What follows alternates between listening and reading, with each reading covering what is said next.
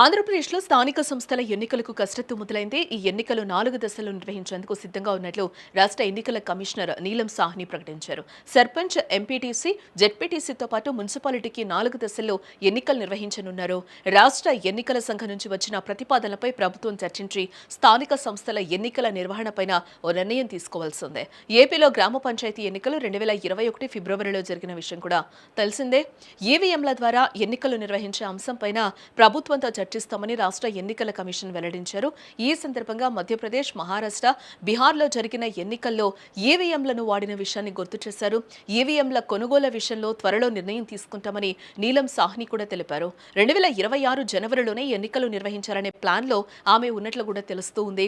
ఈ మేరకు ఇప్పటికే కసరత్తు ప్రారంభించిన నీలం సాహ్ని పంచాయతీరాజ్ పురపాలక శాఖ కమిషనర్లకు ఇటీవలే లేఖలు రాసిన సంగతి కూడా తెలిసిందే.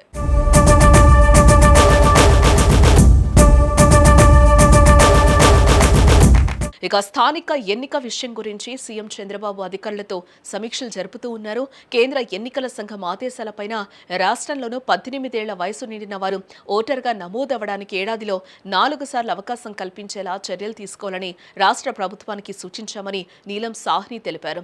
18 ఏళ్లు నిండిన వారు జనవరి 1తో పాటు ఏప్రిల్ 1, జూలై 1, అక్టోబర్ 1న కూడా ఓటర్గా నమోదు చేసుకునేలా పురపాలక పంచాయతీల చట్ట సవరణ కోసం ప్రభుత్వానికి సూచించామని నీలం సాహ్ని వివరించారు. ఈవీఎంల తయారీ సంస్థ ఈసీఈ ప్రతినిధులు ఈవీఎం మిషన్లపైన పంచాయతీరాజ్, మున్సిపల్ అధికారులకు డెమో రూపంలో వివరించారని కూడా చెప్తూ ఉన్నారు.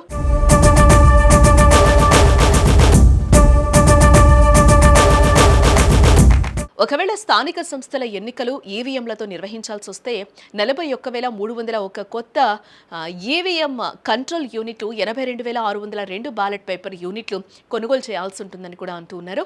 ప్రస్తుతం రాష్ట్ర ఎన్నికల కమిషన్ వద్ద 10,670 A2 కేటగిరీ ఈవీఎం మిషన్లు ఉన్నాయని కూడా చెప్తూ ఉన్నారు. మున్సిపల్ ఎన్నికలు 15,730 వార్డుల్లో జరపవలసి ఉంటుందని కూడా ఇతర రాష్ట్రాల నుంచి తెచ్చుకున్న ఈవీఎంలతో కలిపి రాష్ట్ర ఎన్నికల కమిషన్ వద్ద ఉన్నవి మున్సిపల్ ఎన్నికలకు సరిపోవచ్చని కూడా చెప్తూ ఉన్నారు. 2025 అక్టోబర్ 15లోగా ఓటర్ల జాబితా, రిజర్వేషన్ల ప్రక్రియ, వార్డు పునర్విభజన పూర్తి చేయాల్సిందిగా అధికారులను కోరారు. అలాగే నవంబర్ 1 నుంచి 15వ తేదీలోగా ఎన్నికల అధికారుల నియామకం పూర్తి చేయాలి. డిసెంబర్ చివరి వారంలో రాజకీయ పార్టీలతో సమావేశాలు నిర్వహించాలి. 2026 జనవరిలో ఎన్నికల నోటిఫికేషన్ జారీ చేసి అదే నెలలో ఫలితాలు ప్రకటించే ఆలోచనలో ఉన్నట్లు కూడా తెలుస్తోంది.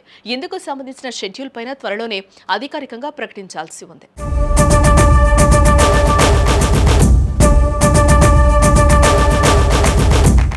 ఇదిలా ఉంటే స్థానిక సంస్థల ఎన్నికలను అన్ని పార్టీలు ప్రతిష్టాత్మకంగా తీసుకుంటున్నట్లు కూడా తెలుస్తోంది.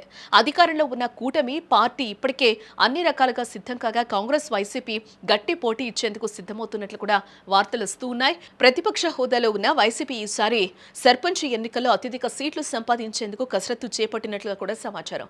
అధికారంలోకి వచ్చిన 2 ఏళ్లలో కూటమి ప్రభుత్వం తాము చేసిన అభివృద్ధి పనులు, నెరవేర్చిన హామీల గురించి వివరిస్తూ ప్రజల్లోకి వెళ్లేందుకు సిద్ధమవుతున్నట్లు కూడా తెలుస్తుంది. ఏదేమైనా ఈసారి జరిగే స్థానిక సంస్థల ఎన్నికలు అధికార పార్టీ, ప్రతిపక్ష పార్టీలకు ఛాలెంజ్ గా ఉండబోతున్నట్లు కూడా రాజకీయ విశ్లేషకులు అంటూ ఉన్నారు.